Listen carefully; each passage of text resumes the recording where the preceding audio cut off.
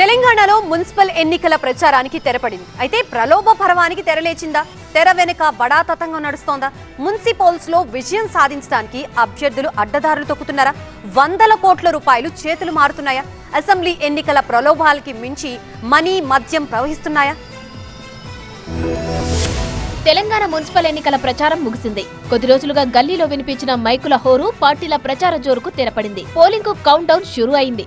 ఈ నెల 11న ఉదయం 7 గంటల నుంచి సాయంత్రం 5 గంటల వరకు 116 మున్సిపాలిటీలు, 7 కార్పొరేషన్లకు పోలింగ్ జరగనుంది. 13న కౌంటింగ్ నిర్వహిస్తారు.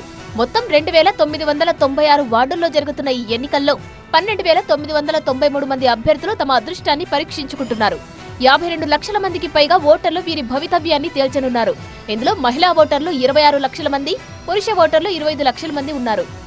ఎన్నికలను అత్యంత పారదర్శకంగా నిర్వహించేందుకు రాష్ట్ర ఎన్నికల సంఘం పటిష్టమైన చర్యలు చేపట్టింది.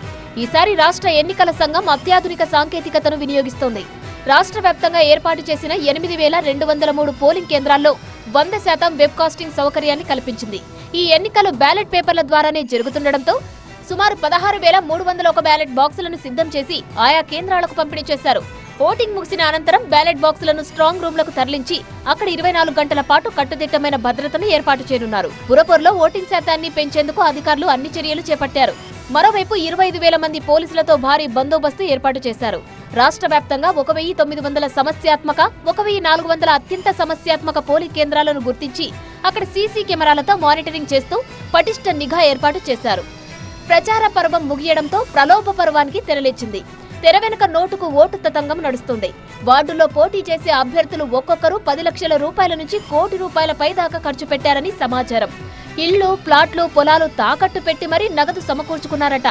ఇదంతా చూస్తుంటే మున్సిపల్ ఎన్నికల్లో ప్రచార ఖర్చు అసెంబ్లీ ఎన్నికల ఖర్చును దాటిపోయినట్లు ఉందంటున్నారు రాజకీయులు. ఇక ఓటర్లను ప్రలోభ పెట్టడానికి డబ్బు, మద్యంతో పాటు రకరకాల బహుమతులను గుట్టు చప్పుడు కాకుండా అందిస్తున్నారు. కొన్ని చోట్ల ఆన్లైన్ లో కూడా పేమెంట్ చేస్తున్నారట. ఓటర్లను ఎలాగైనా ప్రలోభ పెట్టి తమకు ఓట్లు వేయించుకోవడానికి అభ్యర్థులు అన్ని రకాల ప్రలోభాలకు తెరలేపారని తెలుస్తోంది.